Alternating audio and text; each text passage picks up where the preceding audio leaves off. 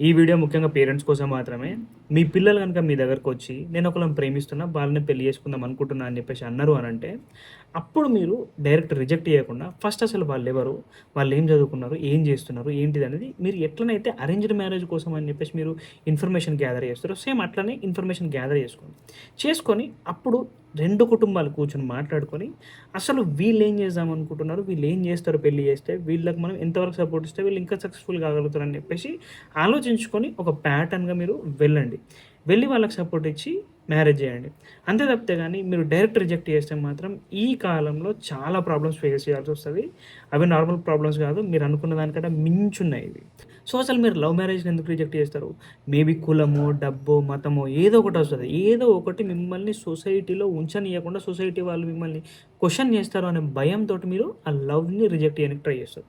కానీ మీరు అర్థం చేసుకోవాల్సిన పనేంది అనంటే, సొసైటీని ప్లీజింగ్ చేయడం మీరు ఆపేయడం చాలా మంచిది ఫస్ట్ థింగ్. మీరు సొసైటీని బుజ్జగించడం, సొసైటీ మెప్పు కోసం ట్రై చేయడం కంటే, మీ పిల్లల సుఖ సంతోషాల పైన మీరు కాన్సంట్రేషన్ చేయండి.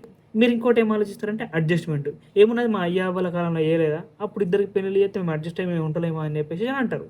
ఇక్కడ మీరు అర్థం చేసుకోవాల్సింది ఏందంటే, అడ్జస్ట్‌మెంట్ అయ్యి ఉన్నది ఏంది అనంటే, మీరు అరేంజ్డ్ మ్యారేజ్ చేసినప్పుడు నచ్చకుండా మీకు అయినా గాని కూడా మీరు అడ్జస్ట్ అవ్వకుండా ఎళ్లిర్రు. కానీ ఇక్కడ ఏంది అంటే ఆల్రెడీ లవ్ చేసుకుంటున్నారు. సో, ఇక్కడ ఆల్రెడీ లవ్ చేసుకుంటున్నారంటే వాళ్ళు ఎమోషనల్‌గా బాగా కనెక్ట్ అయ్యి ఉంటారు. కనెక్ట్ అయ్యి ఉంటారు కాబట్టి మీరప్పుడు వాళ్ళని రిజెక్ట్ చేస్తే వాళ్ళు మర్చిపోవడం చాలా కష్టమైపోతది.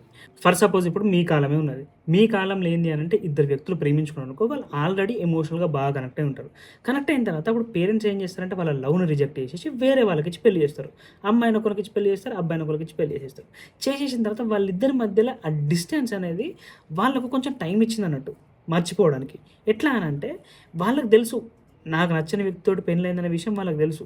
వాళ్ళేంటి అనంటే వేరే వాళ్ళ జీవితాలను నాశనం చేయొద్దని చెప్పేసి, లేకపోతే నేనిప్పుడు ఇది రిజెక్ట్ చేసినా కాబట్టి ఇక నేను సొసైటీ ఏమంటదో అని చెప్పేసి ఆ భయంతోటి వాళ్ళు కూడా ఏంది అనంటే నచ్చని వ్యక్తితోటి పడుకుంటూ, నచ్చని వ్యక్తికి అన్నం వండుకుంటూ, వాళ్ళకి పిల్లల్ని కంటూ, వాళ్ళకి అన్నీ చేసుకుంటూ, వాళ్ళ బాధని దిగమింగుకుంటూ ముందటికెళ్ళిపోయారు అంతే. మొగుడు ఎంత టార్చర్ పెట్టినా గాని దాన్ని అనుభవించుకుంటూ వాళ్ళు ముందటికెళ్ళిపోయారు. అప్పుడు దాన్ని సొసైటీ చూసి ఏమనుకున్నదంటే ఏమున్నది అడ్జస్ట్‌మెంట్ అయితలేరా?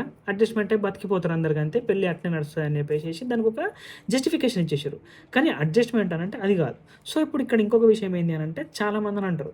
అట్లా పెళ్లిళ్లు చేసుకున్నోళ్ళకు ఎంతమంది సెట్ అయ్యారో తెలుసా? అట్లా లవ్ రిజెక్ట్ చేసినా గాని గూడా వాళ్ళు మస్తు వాళ్ళకి ప్రేమ దొరికిన తర్వాత అని అంటారు. నిజమే. చాలా మందికి గూడా అట్లా లవ్ మ్యారేజెస్ రిజెక్ట్ చేసి వేరే వాళ్ళకిచ్చి పెళ్లిళ్లు చేసినా గూడా వాళ్ళకి ప్రేమ దొరికింది. ఎట్లా దొరికింది అంటే వాళ్ళు ఎంతో మంచోళ్ళై ఉంటారు వాళ్ళు.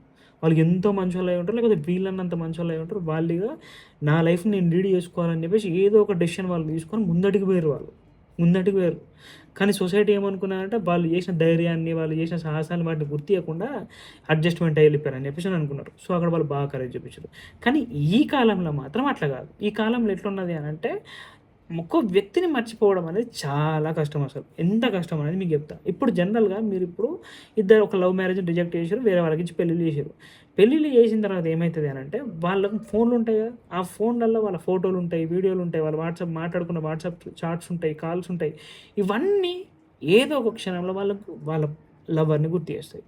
గుర్తు చేస్తూ ఉంటాయి. ప్లస్ మళ్ళీ ఇంకేంది అనంటే సోషల్ మీడియా ప్లాట్‌ఫామ్స్. ఒక్కసారి గనుక వాళ్ళు సోషల్ మీడియా ప్లాట్‌ఫామ్ ఓపెన్ చేసిర్రు అనంటే రికమెండేషన్‌ల కింద వాళ్ళ ఫోటోలొస్తాయి, వీడియోలొస్తాయి. అంటే వాళ్ళు ఇప్పుడు దాదాపు ఏం చేయాలంటే ఒక వ్యక్తిని మర్చిపోవడానికి వాళ్ళు ఇప్పుడు ఇంకొంచెం ఎఫర్ట్స్ ఎక్స్‌ట్రా పెట్టాలన్నట్టు. ఆ ఎఫర్ట్స్ ఎట్లా అనంటే సోషల్ మీడియా ప్లాట్‌ఫామ్‌లు తీసేయాలి. మన ఆహ్, మొబైల్ నంబర్ చేంజ్ చేయాలి. వాట్సాప్ డిలీట్ చేసేయాలి. ఇవన్నీ చేసేసుకుంటూ వాళ్ళు ఎంతో ఎఫర్ట్ పెట్టాల్సొస్తది. మళ్ళా వాళ్ళు ఎఫర్ట్స్ పెట్టుకుంటూ వాళ్ళ పార్ట్నర్‌కి తెలవకుండా వాళ్ళు ఇవన్నీ దాచిపెట్టుకుంటూ వాళ్ళు ఇంకా చాలా కష్టపడుతూ ఉండాలి. ఇంత నరకం అనుభవించుకుంటా అంటే ఒక వ్యక్తి తను చేసింది చెడ్డ పని కాదు ఏం కాదు. దాన్ని దాచిపెట్టడం కోసం అని చెప్పేసి ఒక నచ్చని వ్యక్తిని పెళ్లి చేసుకొని కూడా వాళ్ళు ఇంకా వాళ్ళ కోసం వీళ్ళు సాక్రిఫైస్ చేస్తూ ఆ డాటానంతా దాచిపెట్టుకొని వాళ్ళిచ్చి వాళ్ళు కుంగిపోతూ ముందటికి పోవడం అనేది మీ పిల్లలకి ఇది అవసరమా? మీ పిల్లలకి ఇలాంటి శిక్షలు అవసరం అని అనుకుంటే ఖచ్చితంగా అరేంజ్డ్ మ్యారేజ్ చేయుర్రి. లవ్ మ్యారేజ్‌ని రిజెక్ట్ చేసేసేయుర్రి. నేనిక్కడ ఏమంటున్నానంటే మీరు ఫస్టే చెప్తున్నా మీకు స్టార్టింగ్ కూడా అదే చెప్పిన. ఫస్ట్ మీరు తెలుసుకోండి. అవతల వాళ్ళ గురించి తెలుసుకొని అప్పుడు మీ అభిప్రాయాలను ముందటన పెట్టి అప్పుడు అరేంజ్డ్ మ్యారేజ్ చేయుర్రి. లవ్ మ్యారేజ్‌ని అరేంజ్డ్ మ్యారేజ్ చేయుర్రి. డైరెక్ట్ మిమ్మల్ని లవ్ మ్యారేజ్‌ని యాక్సెప్ట్ చేయమని చెప్పేసి కూడా నేను అంటలేను. వాళ్ళు మీకు ఛాన్స్ ఇచ్చినప్పుడు మీరు అర్థం చేసుకోవడం మీ బాధ్యత అది. సో, కానీ నేను మాత్రం అయితే ఒకటే చెప్తా. అరేంజ్డ్ మ్యారేజ్ మాత్రం ఈ కాలంలో సెట్ గాదు. అది ఎన్నటికి గూడా సెట్ గాదు. అదొక డెడ్ సిస్టమ్ అది. అది డెడ్ సిస్టమ్ అంటే డెడ్ సిస్టమ్ అది. ఎందుకనంటే ఒక మనిషి గురించి ఒక 4, 5 రోజులు అలా తెలుసుకొని పెళ్ళిళ్ళు చేసుకొని అడ్జస్ట్‌మెంట్ అయ్యి ఉండమనంటే ఎవరితోటి కూడా కాని పని. ఎందుకంటే ఇప్పుడు ఎవరిది వాళ్ళు సంపాదించుకుంటారు. ఒకప్పుడు ఏంది అనంటే ఒకళ్ళకి ఇప్పుడు మ్యారేజ్ అయినా గాని కూడా వాళ్ళకి ఏంది అంటే రిసోర్సెస్ ఉండకపోవు. వాళ్ళిగ ఏంది అంటే వాళ్ళకు గత్యంతరం లేక వాళ్ళు ఉండిపోయేటోళ్ళు వాళ్ళతోటి. ఇక నేను మళ్ళీ ఆడికి పోయినా కూడా వాళ్ళని కొట్టి చంపుతారనే భయము ఏదో ఒకటి వాళ్ళతోటి ఉండిపోయారు. అంతే తప్పితే కానీ వాళ్ళెవరు కూడా ఇష్టంతోటి లేరు. దాన్ని సొసైటీ ఏమనుకున్నారంటే అడ్జస్ట్‌మెంట్ అనుకున్నారు. అడ్జస్ట్‌మెంట్ అనేది దరిద్రమైన పదం ఏది లేదు. ఇప్పుడు మీరు ఇంకొక విషయం ఏమంటారంటే అరేంజ్డ్ మ్యారేజెస్ కూడా ఎన్నో సక్సెస్ అయితున్నాయి. లవ్ మ్యారేజ్ చాలా ఫెయిల్ అయితున్నాయి అని చెప్పేసి అంటే వాళ్ళు ఇద్దరు పిల్లలు అసలు వాళ్ళు ఎట్లా అట్రాక్ట్ అయ్యారు అనేది ఇంపార్టెంట్.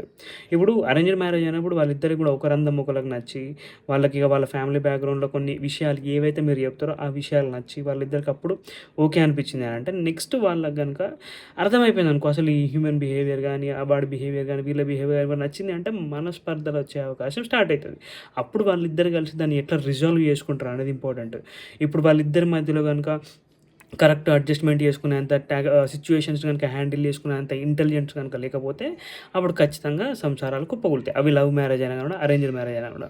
సో, సెక్షువల్ డిజైర్స్ గానీ, లేకపోతే వాళ్ళు అందం మీద గానీ ఆశలు పెట్టుకొని, లేకపోతే డబ్బు మీద గానీ ఆశలు పెట్టుకొని పెళ్ళిళ్ళు చేసుకుంటే మాత్రం అయితే ఇవి వర్కౌట్ కావు.